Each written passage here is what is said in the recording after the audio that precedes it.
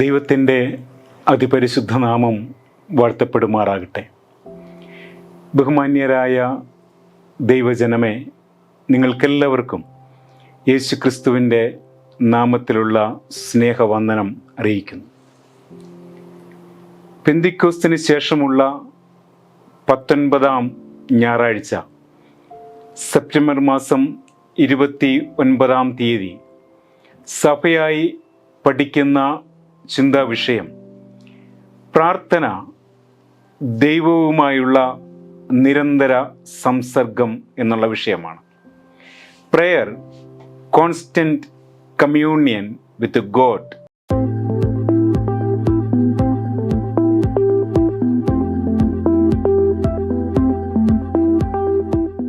നാല് വേദഭാഗങ്ങളാണ് സെപ്റ്റംബർ മാസം 29-ാം തീയതി ഞായറാഴ്ച പഠിക്കുവാനായിട്ട് വേണ്ടി സഭ തിരഞ്ഞെടുത്തിരിക്കുന്നത്.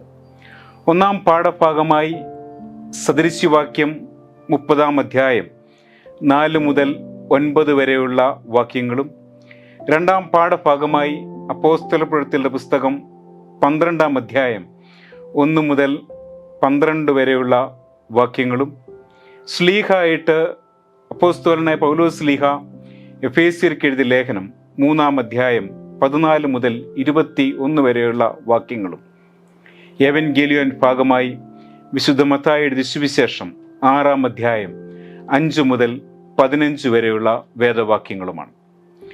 ഈ 4 വേദഭാഗങ്ങളെ ആസ്പദമാക്കി പ്രാർത്ഥന, ദൈവവുമായുള്ള നിരന്തര സംസർഗം എന്ന വിഷയം ഒരുമിച്ച് ചിന്തിക്കാം എന്ന് ആഗ്രഹിക്കുന്നു. അനുഗ്രഹീതനായ ദൈവശാസ്ത്രജ്ഞനായ കാൾ ബാർത്ത് പ്രാർത്ഥനയെക്കുറിച്ച് പറയുന്ന ഒരു നിർവചനം ഇപ്രകാരം ആണ്: prayer is theology, theology is prayer. Prayer is theology, theology is prayer. പ്രാർത്ഥന ദൈവശാസ്ത്രമാണ്, ദൈവശാസ്ത്രം പ്രാർത്ഥനയാണ്. ഏതൊരു ദൈവശാസ്ത്രത്തിൻ്റെയും അടിത്തറയും ആരംഭവും പ്രാർത്ഥനയാണ്. അതുകൊണ്ട് പ്രാർത്ഥന വിശ്വാസത്തിൻ്റെ പ്രഖ്യാപനമാണ് എന്നാണ് പറയപ്പെടുന്നത്. Prayer is A language of confession. It is A confession of the expression of faith. പ്രാർത്ഥന അത് വിശ്വാസത്തിൻ്റെ പ്രഖ്യാപനമാണ്. ദൈവവുമായുള്ള നിരന്തര സംസർഗം മൂലം മാത്രമേ വിശ്വാസത്തിൻ്റെ പ്രഖ്യാപനം സാധ്യമാവുകയുള്ളൂ. എഫേസ്യർക്ക് എഴുതിയ ലേഖനം 3-ാം അധ്യായത്തിൽ പൗലോസ് ശ്ലീഹ ഈ സംസർഗത്തെക്കുറിച്ച് പറയുന്നത് ഇതിൻ്റെ ആഴവും വീതിയും നീളവും ഉയരത്തെയും കുറിച്ചാണ്. 3 ചിന്തകൾ പങ്കുവെപ്പാനായിട്ട് ആഗ്രഹിക്കുന്നു. ഒന്നാമത്തെ ചിന്ത, ഒരുക്കത്തോടുകൂടെയുള്ള ജീവിത ക്രമമാണ് പ്രാർത്ഥന. ഒരുക്കത്തോടുകൂടെയുള്ള ജീവിത ക്രമമാണ് പ്രാർത്ഥന. സദൃശ്യവാക്യം 30-ാം അധ്യായത്തിൽ 8ഉം 9ഉം വാക്യങ്ങളിൽ കാണുന്ന ജീവപര്യന്തം എനിക്ക് നിഷേധിക്കരുതേ എന്ന പ്രാർത്ഥന ജീവിതത്തിൻ്റെ ക്രമത്തെക്കുറിച്ചും ഒരുക്കത്തെക്കുറിച്ചും വ്യക്തമാക്കുന്നു. ആഡംബരത്തിനും അത്യാഗ്രഹത്തിനും എതിരായ അപേക്ഷയാണ് സദൃശ്യവാക്യം 30-ാം അധ്യായത്തിലെ പ്രാർത്ഥന. ഈ അപേക്ഷ പ്രാർത്ഥിക്കണമെങ്കിൽ ഒരുക്കത്തോടുകൂടിയുള്ള ജീവിതക്രമം ആവശ്യമാണ്.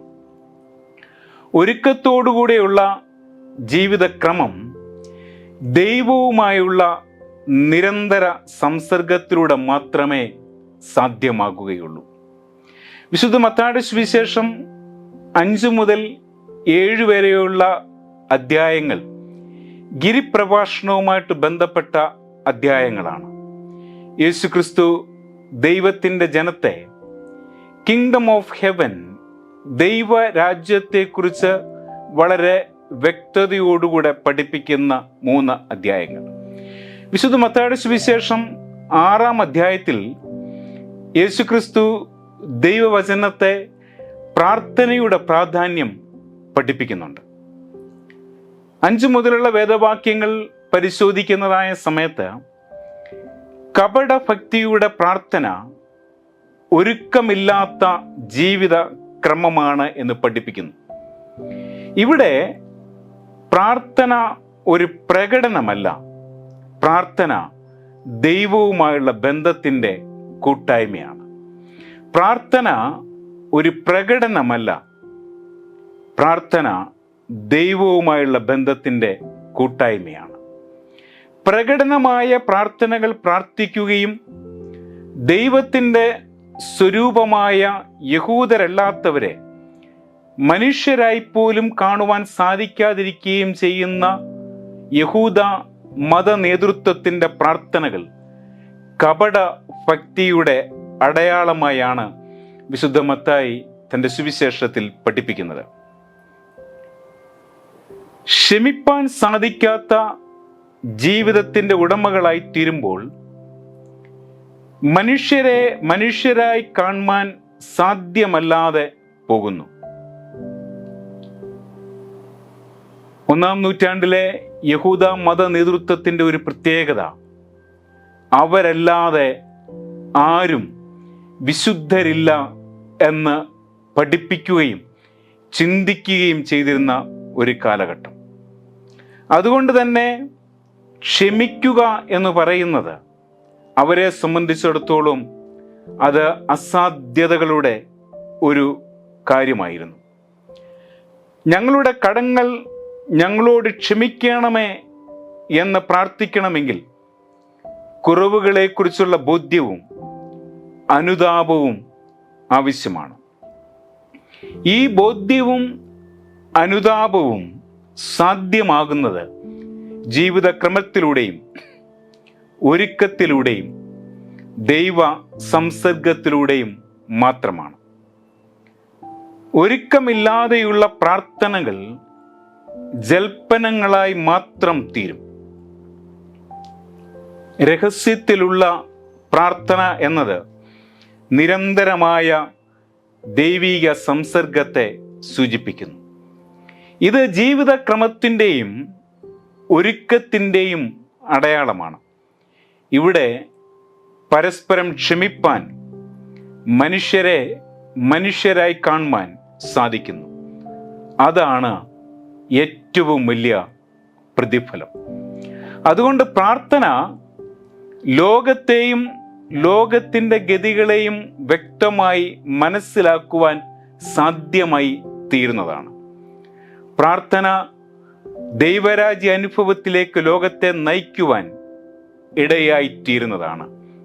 ദൈവരാജ്യ അനുഭവത്തിലേക്ക് ലോകത്തെ നയിക്കണമെങ്കിൽ ദൈവവുമായുള്ള ബന്ധത്തിൻ്റെ ദൃഢത ആവശ്യമാണ്. അതുകൊണ്ട് 2-ാമത്തെ ചിന്ത, ദൈവവുമായുള്ള ബന്ധത്തിൻ്റെ ദൃഢതയാണ് പ്രാർത്ഥന. ദൈവവുമായുള്ള ബന്ധത്തിൻ്റെ ദൃഢതയാണ് പ്രാർത്ഥന. വിശുദ്ധ മത്തായിയുടെ സുവിശേഷം 6-ാം അധ്യായം 8-ാം വാക്യത്തിൽ ഇപ്രകാരം രേഖപ്പെടുത്തിയിരിക്കുന്നു: നിങ്ങൾക്ക് ആവശ്യമുള്ളത് ഇന്നതെന്ന് നിങ്ങൾ യാചിക്കും മുമ്പ് നിങ്ങളുടെ പിതാവ് അറിയുന്നുവല്ലോ. നിങ്ങൾക്ക് ആവശ്യമുള്ളത് ഇന്നതെന്ന് നിങ്ങൾ യാചിക്കും മുമ്പ് നിങ്ങളുടെ പിതാവ് അറിയുന്നുവല്ലോ. സർവത്തെയും വ്യക്തമായി അറിയാവുന്ന ദൈവവുമായുള്ള ബന്ധത്തിൻ്റെ ദൃഢതയാണ് ഇത് സൂചിപ്പിക്കുന്നത്. മനുഷ്യന് മനുഷ്യൻ്റേതായിരിക്കുന്നതായ പദ്ധതികൾ സകലത്തെയും കുറിച്ച് ഉണ്ടാകും. പ്രാർത്ഥന മനുഷ്യന്റെ പദ്ധതികൾക്കനുസരിച്ച് ദൈവത്തെ രൂപപ്പെടുത്തുന്നതല്ല, പിന്നെയോ ദൈവത്തിൻ്റെ പദ്ധതികൾ അനുസരിച്ച് മനുഷ്യനെ രൂപപ്പെടുത്തുന്നതാണ്. പ്രാർത്ഥന എൻ്റെ പദ്ധതികൾക്കനുസരിച്ച് ദൈവത്തെ ഞാൻ രൂപപ്പെടുത്തുന്നതല്ല, പിന്നെയോ ദൈവത്തിൻ്റെ പദ്ധതികൾ അനുസരിച്ച് എന്നെ രൂപപ്പെടുത്തുന്നതാണ്. പ്രാർത്ഥന അതുകൊണ്ട് തന്നെ വിശ്വസ്തതയുടെ പര്യായമാണ്. ജീവിതത്തിൽ വിശ്വസ്തരായിരിക്കണമെങ്കിൽ ദൈവവുമായുള്ള ബന്ധത്തിലൂടെ മാത്രമേ സാധ്യമാകുകയുള്ളൂ. യേശുക്രിസ്തു പഠിപ്പിച്ച പ്രാർത്ഥന ആരംഭിക്കുന്നത് ഇപ്രകാരമാണ്: സ്വർഗസ്ഥനായ ഞങ്ങളുടെ പിതാവേ. സ്വർഗസ്ഥനായ ഞങ്ങളുടെ പിതാവേ എന്ന് പ്രാർത്ഥിക്കുമ്പോൾ ദൈവവുമായുള്ള വ്യക്തിപരമായ ബന്ധത്തെ സൂചിപ്പിക്കുന്നു. 1-ാം നൂറ്റാണ്ടിലെ യഹൂദ മത നേതൃത്വത്തെ സംബന്ധിച്ചിടത്തോളം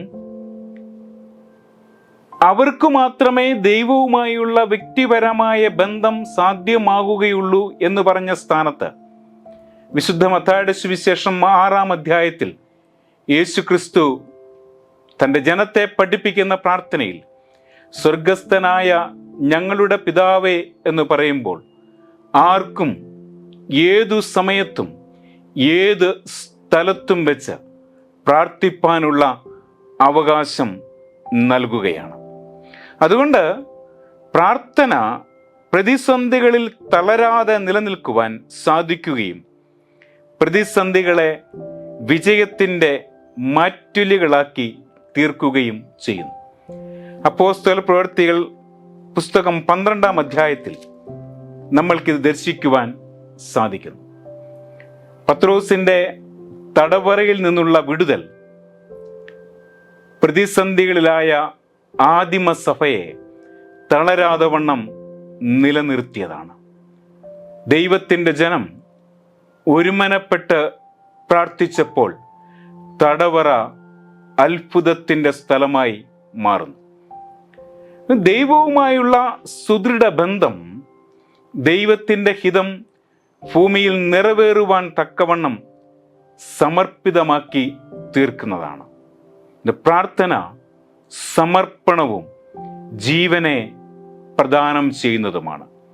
ജീവനെ ഇല്ലായ്മ ചെയ്യുന്ന സാമൂഹിക ഇടങ്ങളിൽ ജീവനെ പ്രദാനം ചെയ്യുന്നതാണ് ദൈവരാജ്യം. ജീവനെ സംരക്ഷിക്കുന്ന ദൈവരാജ്യം ലോകത്തിൽ നിലനിൽപ്പാനായുള്ള അപേക്ഷയാണ് പ്രാർത്ഥനകൾ. പ്രാർത്ഥനകൾ യുഗാന്ത്യ പ്രത്യാശയ്ക്ക് വാതിൽ തുറക്കുന്ന താക്കോൽ മാത്രമല്ല, ഇന്നിൻ്റെ ജീവിത സാഹചര്യങ്ങളിൽ ദൈവരാജ്യ അനുഭവത്തിൽ ജീവിപ്പാൻ നമ്മെ പ്രാപ്തമാക്കുന്നതാണ്. അതിന് ദൈവവുമായുള്ള സംസർഗവും ദൃഢതയാർന്ന ബന്ധവും ആവശ്യമാണ്. ഇത് സാധ്യമാകുന്നത് ഒരു സാമൂഹിക ജീവിത ക്രമത്തിലേക്കാണ്. മൂന്നാമത്തെ ചിന്ത അതുകൊണ്ട് തന്നെ സാമൂഹിക ജീവിതത്തിൻ്റെ ദർപ്പണമാണ് പ്രാർത്ഥന എന്നതാണ്. സാമൂഹിക ജീവിതത്തിൻ്റെ ദർപ്പണമാണ് പ്രാർത്ഥന. പ്രാർത്ഥനയിലൂടെ ദൈവത്തിൻ്റെ രാജ്യത്തിൻ്റെ നന്മകൾ സാമൂഹിക ജീവിതത്തിൽ പ്രതിഫലിപ്പിക്കപ്പെടണം. നിന്റെ നാമം വിശുദ്ധീകരിക്കപ്പെടണമേ എന്ന പ്രാർത്ഥന വിശ്വാസികൾ സാമൂഹിക ജീവിതത്തിൽ പ്രതിഫലിക്കണം. 1-ാം നൂറ്റാണ്ടിലെ സാമൂഹിക ജീവിതക്രമത്തിൽ ഒരു സമൂഹം മാത്രം വിശുദ്ധിയുള്ളവർ എന്ന് പറഞ്ഞ സ്ഥാനത്ത് നിന്റെ നാമം വിശുദ്ധീകരിക്കപ്പെടണമേ എന്ന പ്രാർത്ഥനയിലൂടെ സർവ ജനതയും സർവ സൃഷ്ടികളും ദൈവത്തിൻ്റെ വിശുദ്ധ ജനമാണ് എന്ന് വ്യക്തമാക്കുന്നു. പ്രാർത്ഥനകൾ വിശ്വാസികളുടെ വ്യക്തിത്വത്തിൻ്റെയും ജീവിത ശൈലികളുടെയും പ്രതിഫലനമാണ്. ദൈവത്തിൻ്റെ നാമം പരിശുദ്ധമാകുന്നതിലൂടെ സർവ സൃഷ്ടികളും ഈ പരിശുദ്ധിയിലേക്ക് വളരുന്ന ദർശനം ലഭ്യമാകുന്നു. ദൈവത്തിൻ്റെ ഹിതത്തിന് വിപരീതമായി മനുഷ്യൻ നിർമ്മിക്കുന്ന അകൽച്ചകളുടെ സാമൂഹിക മതിലുകൾ പൊളിച്ചെഴുതുവാനുള്ള ശക്തിയാണ് പ്രാർത്ഥനകൾ. ദൈവത്തിൻ്റെ ഹിതത്തിന് വിപരീതമായി മനുഷ്യൻ നിർമ്മിക്കുന്ന സാമൂഹിക മതിലുകളെ പൊളിച്ചെഴുതുവാനുള്ള ശക്തിയാണ് പ്രാർത്ഥനകൾ. ഞങ്ങൾക്ക് ആവശ്യമുള്ള ആഹാരം ഇന്നു തരയണമേ എന്ന പ്രാർത്ഥന ഇന്ന് ലോകത്ത് ജീവിക്കുന്നതിനുള്ള ബലത്തിനായുള്ള പ്രാർത്ഥനയാണ്. ഈ പ്രാർത്ഥന ഒരു പുതിയ സമൂഹത്തെ, പരസ്പരം ക്ഷമിക്കുന്ന സമൂഹത്തെ ദർശനം ചെയ്യുന്നു. ഞങ്ങളുടെ കടക്കാരോട് ഞങ്ങൾ ക്ഷമിച്ചിരിക്കുന്നത് പോലെ ഞങ്ങളുടെ കടങ്ങളെ ഞങ്ങളോടും ക്ഷമിക്കണമേ എന്ന് പ്രാർത്ഥിക്കുമ്പോൾ ഒരു പുതിയ ബന്ധത്തിൻ്റെ, സാമൂഹിക ജീവിതത്തിൻ്റെ ഉൾക്കാഴ്ചകളാണ് കാണുവാൻ സാധിക്കുന്നത്. പ്രാർത്ഥന കാര്യസാധനത്തിനായുള്ള ഉപാധികളല്ല, പിന്നെയോ സാമൂഹിക ജീവിതത്തിൽ മനുഷ്യൻ അനുഷ്ഠിക്കേണ്ട ക്രമത്തിൻ്റെ ദർപ്പണമാണ്. ദൈവരാജ്യത്തിൻ്റെ നിർമ്മിതി മനുഷ്യന് സാധ്യമല്ല, അത് ദൈവത്തിന് മാത്രമേ സാധ്യമുള്ളൂ. മനുഷ്യന് ദൈവരാജ്യത്തിൽ പങ്കുകാരാകുവാനുള്ള നിയോഗമാണ്. ഈ നിയോഗം സാമൂഹിക ബന്ധത്തിലൂടെയാണ് സാധ്യമാകുന്നത്.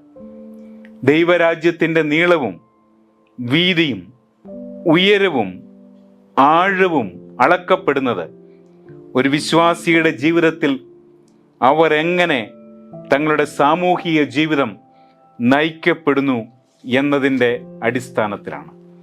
അതുകൊണ്ട് പ്രാർത്ഥന സമൂഹത്തിൽ നിന്നും മാറി നിൽക്കുവാനുള്ള ദൈവത്തോടുള്ള അപേക്ഷയല്ല, സമൂഹത്തെ ദൈവഹിതത്തിനനുസരിച്ച് രൂപാന്തരപ്പെടുത്തുവാനുള്ള ദൈവത്തോടുള്ള അപേക്ഷയാണ്.